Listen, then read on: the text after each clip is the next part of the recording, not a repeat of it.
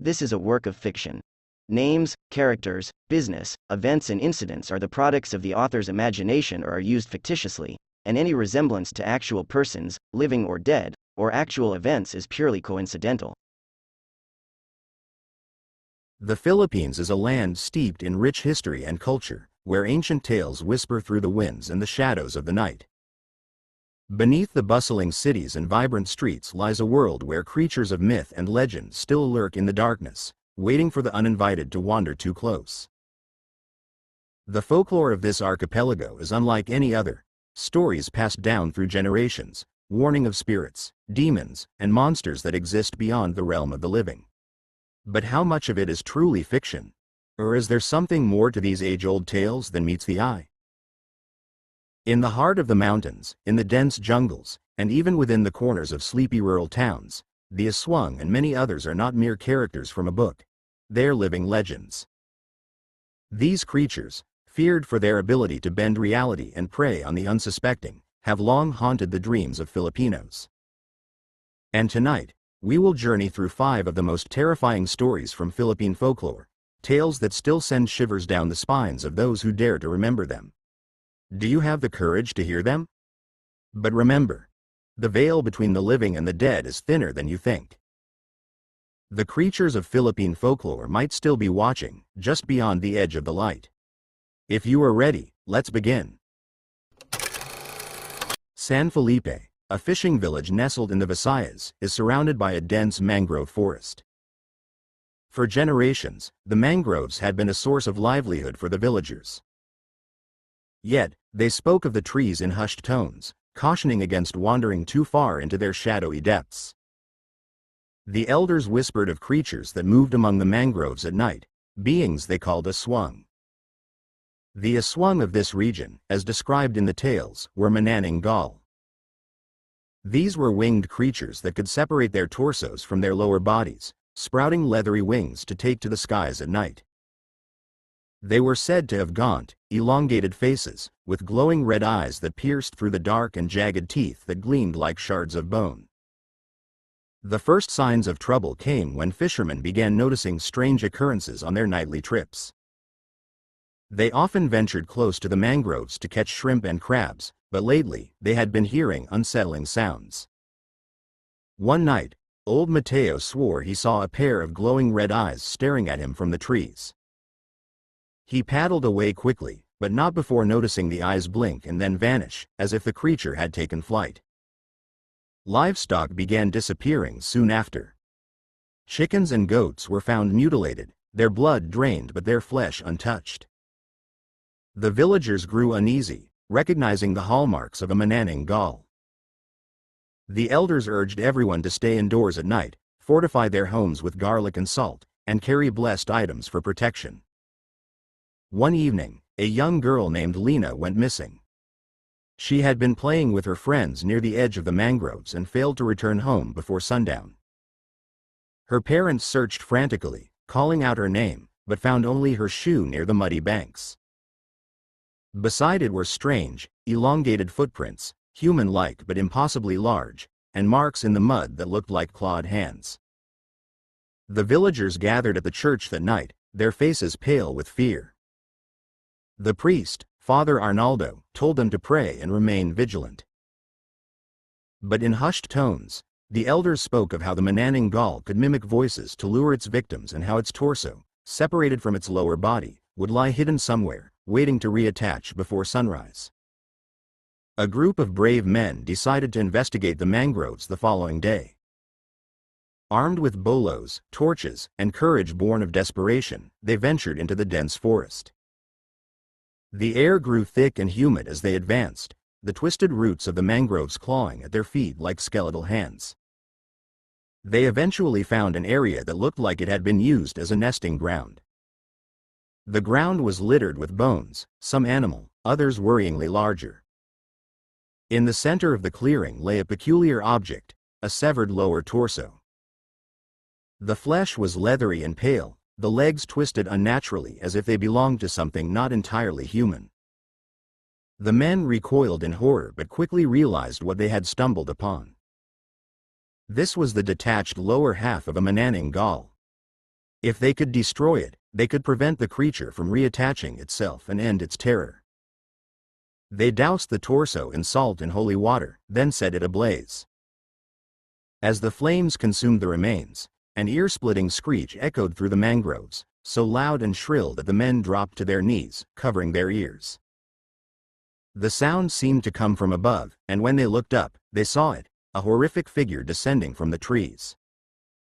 The creature's torso hovered in midair, its leathery wings flapping furiously. Its elongated face twisted in rage, its glowing red eyes fixed on the men below. Its clawed hands reached for them as it let out another ear-piercing scream. The men scrambled to escape, slashing at the mangrove roots to clear their path. The Mananang gull swooped down, but it seemed weakened, as though the destruction of its lower half had drained its strength. Finally, it retreated, flying off into the distance with a guttural roar. The villagers, alerted by the men's screams, met them at the edge of the mangroves. The men recounted what had happened, their voices trembling with both fear and relief. Though the Mananang gull had escaped, they were confident that destroying its lower torso had dealt it a fatal blow. For weeks, the village remained on edge, fearing the creature's return. But no further attacks occurred, and eventually, life in San Felipe returned to normal. The mangroves, however, became a forbidden place. Even in daylight, the villagers avoided it, unwilling to tempt fate. Years later, travelers passing through the area reported strange sights. Faint glows in the depths of the mangroves, like distant lanterns, and the sound of flapping wings overhead on moonless nights. Some claimed the Mananang gull had not truly been vanquished, merely driven deeper into the wilderness. The tale of the Mananang gull of San Felipe became a cautionary story, passed down through generations. It served as a reminder of the darkness that lurks in the shadowy places of the world, and the courage it takes to confront it. Santa Barbara was a quiet farming village in Visayas, surrounded by vast rice fields that stretched to the horizon. The villagers worked tirelessly under the sun during the day, but by night, the fields were deserted. The elders often warned of an aswang that prowled the area after dark, a tick-tick, named for the eerie sound it made to confuse its prey. The tick-tick, according to the villagers, was a shape-shifter. By day, it could appear as an ordinary person, blending seamlessly into the community. But at night, its true form was revealed. It had a gaunt, humanoid body covered in coarse, dark fur. Its limbs were unnaturally long, ending in sharp claws, and its mouth was filled with needle-like teeth. Most chilling were its eyes, which gleamed like molten gold in the darkness. The tick-tick was said to have a prehensile tongue as long as a snake, used to suck the life from its victims. One harvest season, strange events began to unfold. Livestock were found dead in their pens, their bodies drained of blood. Soon after, villagers reported hearing the tick-tick's distinctive call, a sharp, repetitive, tick-tick sound that seemed to come from nowhere and everywhere at once. The elders warned everyone to stay indoors at night, lock their doors, and sprinkle salt around their homes for protection. One night, a young farmer named Benjo decided to investigate. He had recently lost several of his chickens to what he assumed were wild animals and was determined to catch the culprit.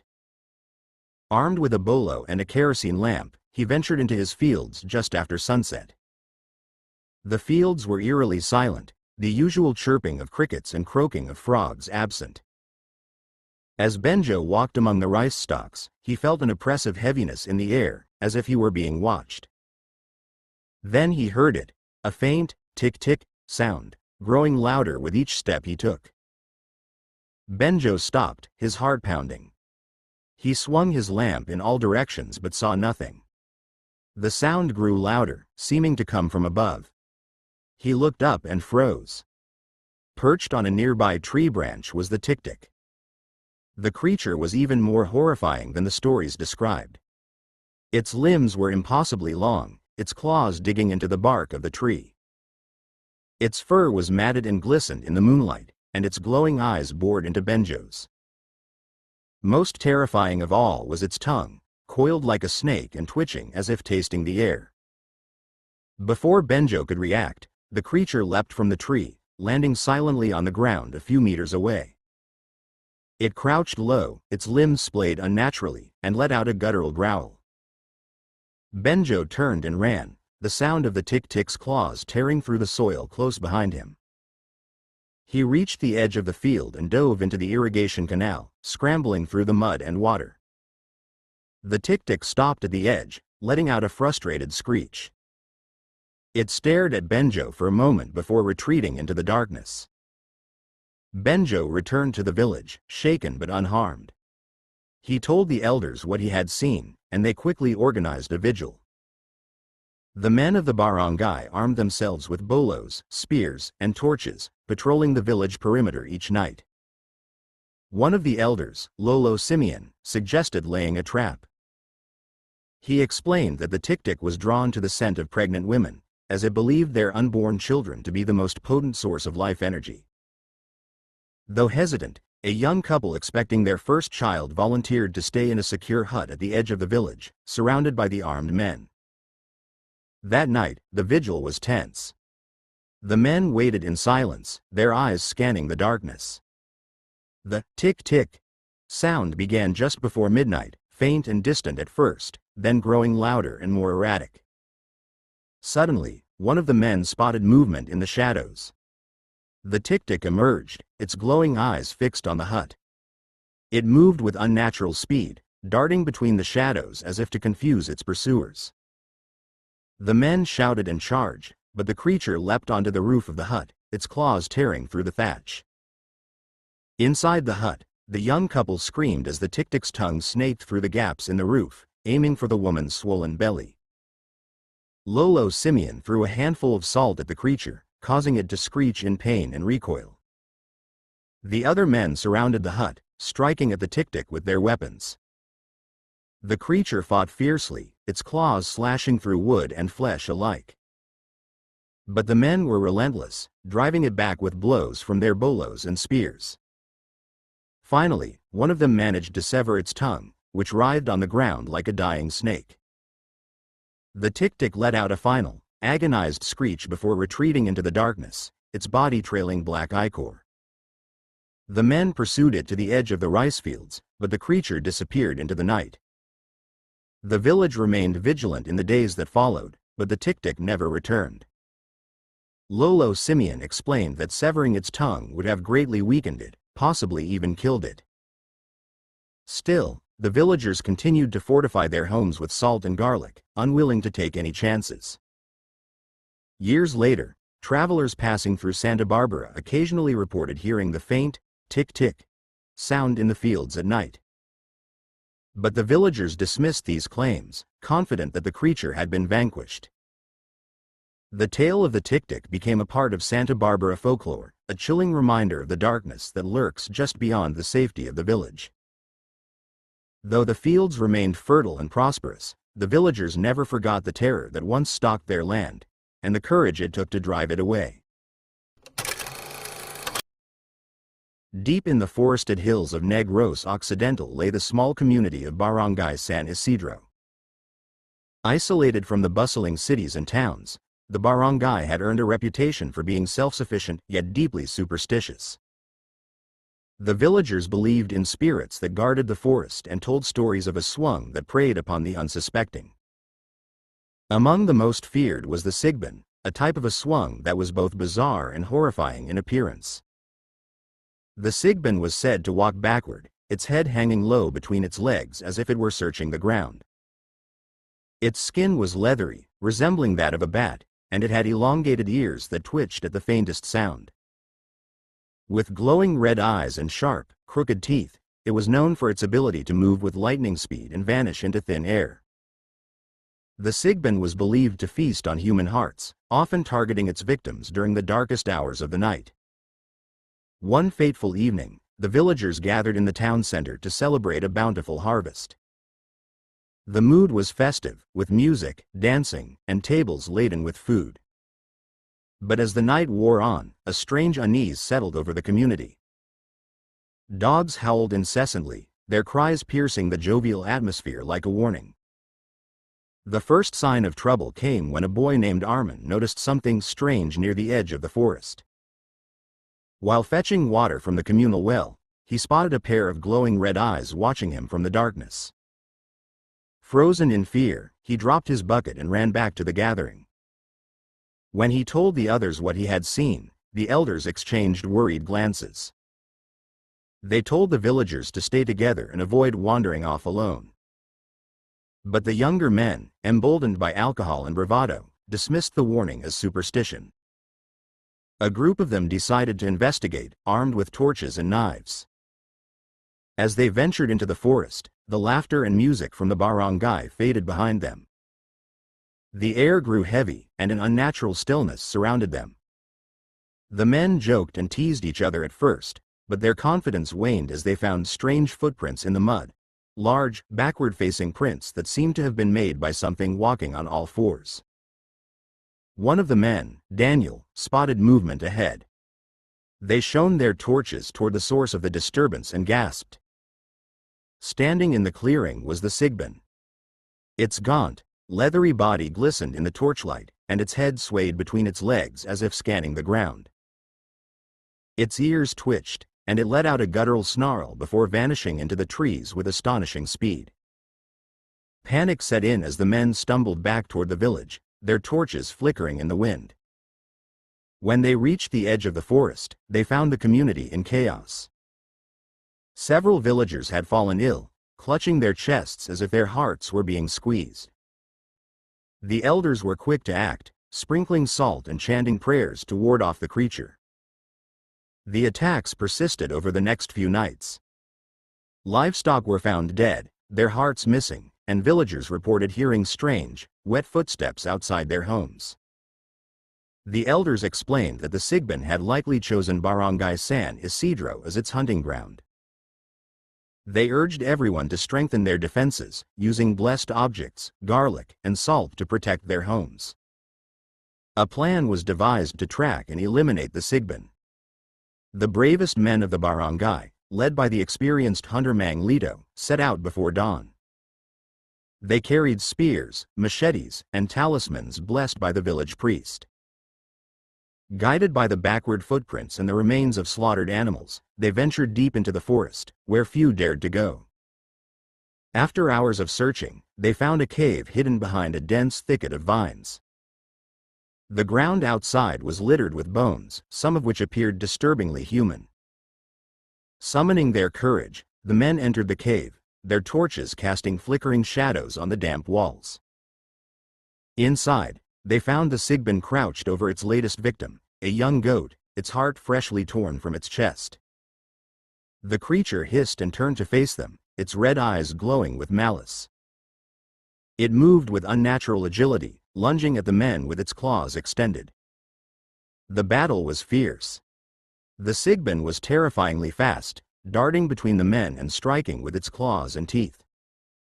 But the hunters fought bravely, using their weapons and talismans to fend it off. Mang Lito managed to strike a fatal blow, plunging his spear into the creature's chest. The Sigbin let out a deafening screech before collapsing to the ground. The men dragged the creature's lifeless body back to the barangay, where the villagers gathered to witness the proof of their victory. The elders performed a ritual to ensure the Sigbin would not return, burning its remains and scattering the ashes in the river. Though the Sigbin was vanquished, the experience left a lasting mark on Barangay San Isidro. The villagers became even more cautious, strengthening their traditions and passing down the story as a warning to future generations.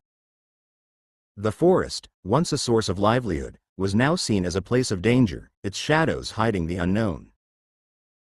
Even years later, some villagers claimed to hear faint, wet footsteps in the night or catch glimpses of glowing red eyes in the trees. But they knew better than to venture into the darkness, for the tale of the Sigbin served as a reminder of the horrors that could emerge from the forest, and the courage it took to confront them. In the outskirts of a small, rural village nestled at the foot of the Philippine mountains, there was a dense forest that no one dared to enter after dusk. The villagers often warned their children not to stray near the edge of the woods, for it was said that something terrible lurked within, something that feasted on the unwary. They spoke in hushed tones, careful not to say its name aloud, as if to utter it would invite its presence. The Chanak. It was a creature of the night, a vampiric entity that took the form of a helpless, crying infant, only to reveal its true, monstrous nature when it had drawn its prey close enough. The Chanak was known to mimic the sound of a baby crying in distress, luring compassionate travelers or wandering villagers to their doom. Once someone picked up the baby, thinking it to be an abandoned child in need of help, the creature would transform into a horrifying, grotesque version of itself, its small, childlike body stretching and contorting as its fangs sank into the victim's flesh. It drained its prey of life and blood, leaving behind nothing but a lifeless corpse. There was one particular night, not long ago, when the peaceful quiet of the village was shattered by the unsettling cry of a baby in the distance. It came from the forest, weak but unmistakable. The wind carried the sound over the hills, and it was faint, yet sorrowful. The cry was a sound so pure, so pitiful, that it struck a chord in the heart of anyone who heard it. And in the quiet, under the dark sky, it called out to those who might be foolish enough to listen. One such person was Tomas, a young farmer who had been working in the fields until late in the evening. He had always heard the stories about the Chanak, but like many of the younger generation, he dismissed them as mere tales, superstition meant to keep children in line and scare them away from the forest. Tomas, being a rational man, did not believe in such things. That evening, as he trudged back home, exhausted from a long day of work, he heard the faint cry. It seemed so real, so urgent. A baby, abandoned in the forest. Tomas could feel his heartstrings tug at the sound, for he had a younger sister at home, and the thought of a helpless child, lost and alone, struck a deep empathy within him. Without hesitation, Tomas set his path toward the forest, his steps quickening as he followed the cry. The village was behind him now, and the familiar sounds of the night, distant chatter, the soft hum of insects, slowly faded into silence as he entered the darkened woods. His lantern flickered in his hand, casting long shadows that twisted and warped as the wind rustled through the branches overhead. The deeper Tomas walked into the forest, the more intense the crying became. It was louder now, and though it was soft and high-pitched, there was something unnatural about it. Tomas slowed his pace, listening closely. The cry was strange, but not enough to deter him.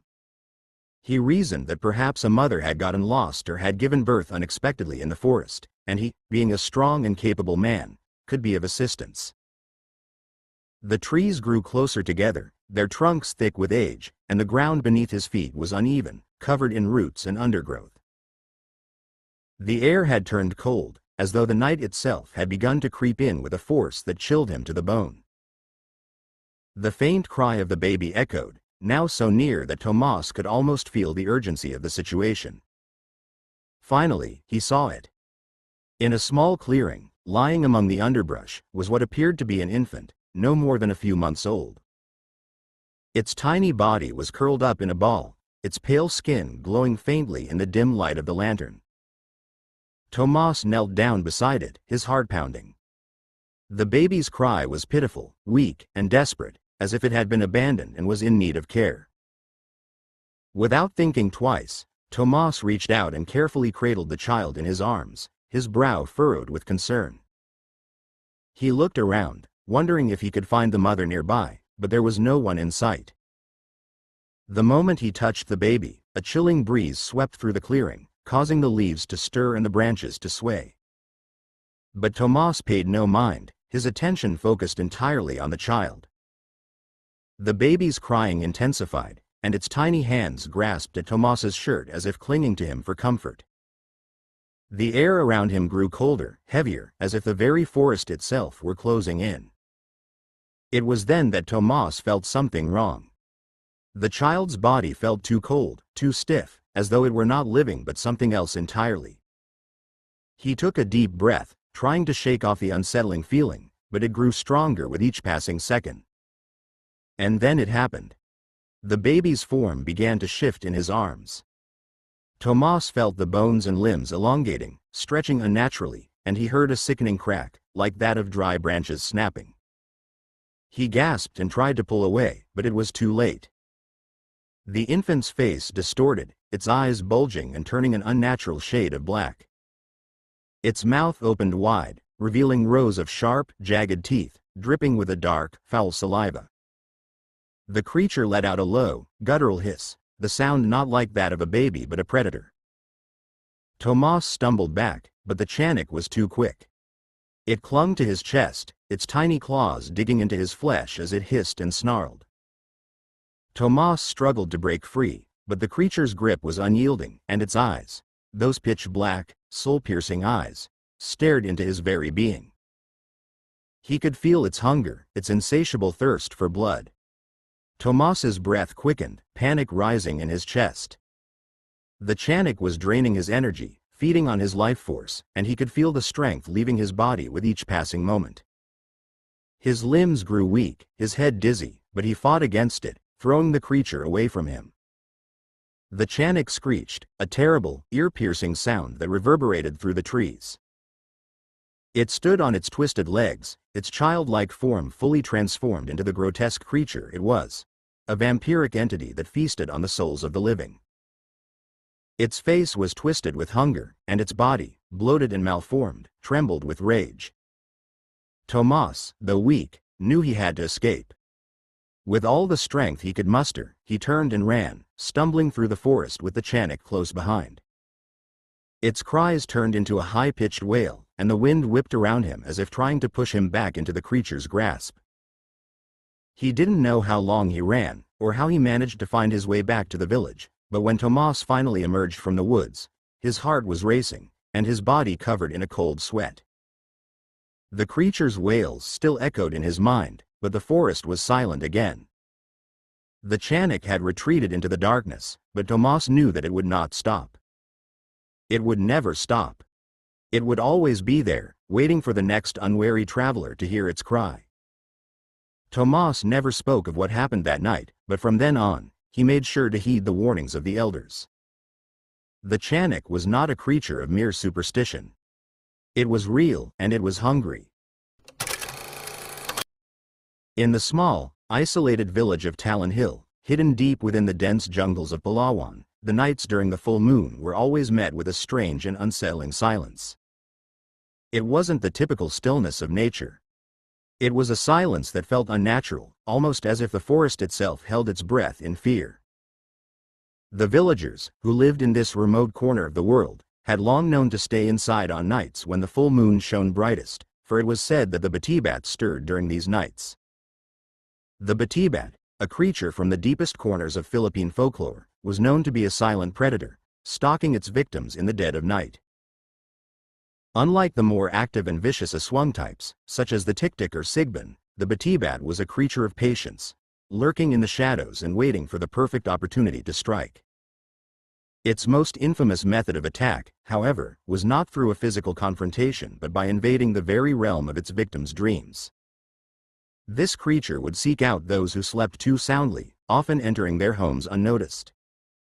Its form was horrifying and grotesque, a giant, bloated woman with pale, waxy skin that seemed stretched too tight over her bones. She towered over most people, her height reaching nearly 7 feet. Her hair was a long, wild tangle of black strands, so thick and heavy that it seemed to have a life of its own, often falling across her face like a curtain that obscured her features. What made the batibat particularly terrifying was her eyes. They were sunken and bloodshot, gleaming with an unnatural red glow that could pierce through the darkness. When she moved, her massive, clawed hands would scrape against the walls of her resting place, sending a chilling, scraping sound that would make even the bravest tremble. But it was not her appearance alone that caused the villagers to speak in hushed tones. The batibat had a disturbing way of attacking its victims. She would wait until they were deep asleep, their bodies relaxed and unaware of the danger that lurked near. Then, she would make her move. The batibat would crawl onto the chest of her victim, her massive weight pressing down on them. With her bloated body settled on their chest, the victim would feel as though they were suffocating. The air would become thick, and breathing would become laborious. But it was not just physical suffocation that made her attacks so terrifying, it was the nightmares she cast upon her victims. As the Batibat sat upon her victim, she would invade their dreams, dragging them into a world of torment and fear. Her presence would fill their minds with visions of horror, often mirroring their deepest, most personal fears. The victim would experience a suffocating feeling in their dreamscape, unable to escape the grasp of the Batibat, whose weight pressed down on them both physically and mentally. They would struggle, gasping for air, but it was as if they were trapped in an endless nightmare from which there was no escape. And as the night wore on, the victim would grow weaker. Their breathing would become more shallow, their pulse slowing as the Batibat's grip tightened. It was only a matter of time before the victim would succumb to exhaustion, their body unable to fight the crushing weight and the terror of their dreams. There were many in the village who claimed to have lost loved ones to the Batibat. The most chilling part of these stories was that no one ever saw the creature leave. By the time morning arrived, the victim was always found lying motionless, pale, and still in their bed, as though their soul had been drained in the night. No marks were left on the body, no sign of a struggle. It was as though the Batibat had consumed the very life force of the victim while they slept. One such victim was Andres, a young man who had grown up hearing the warnings of the elders in his village. They spoke of the Batibat in fearful whispers, urging the younger generation to never venture into the deep forest during the full moon. But Andres, like many of his peers, had grown skeptical of the old superstitions. He dismissed the tales as nothing more than folklore meant to scare children, believing that there was no truth to them. But one fateful night, during the peak of the full moon, Andres made the mistake of ignoring the warnings. He had been working late in the fields and returned home well past midnight. His body ached from the day's labor, and exhaustion weighed heavily on his eyelids. He had no intention of staying awake, so he lay down in his bed, barely able to keep his eyes open. As Andres drifted into a deep sleep, the village was cloaked in an almost unnatural stillness. It was then that the Batibat began her hunt. The creature slithered into his home, her presence barely detectable in the darkness. With each slow, deliberate step, she approached Andres's sleeping form. The Batibat's bloated body seemed to absorb the darkness around her, making her nearly invisible against the shadows. Her long hair cascaded down her face, partially concealing the terror in her eyes as they glowed faintly, casting an eerie light across the room. The weight of the creature was unbearable. As she crawled onto Andres's chest, the bed beneath him seemed to groan in protest, unable to support the oppressive weight. He remained asleep, unaware of the danger that loomed so close. The Batibat settled herself heavily on him, her massive form pushing down on his chest. For a moment, Andres remained undisturbed, but soon, the pressure began to mount. In his dream, Andres found himself in a pitch-black void, unable to move. The air around him was thick and suffocating, and no matter how hard he tried to breathe, he felt as though the very life was being squeezed out of him.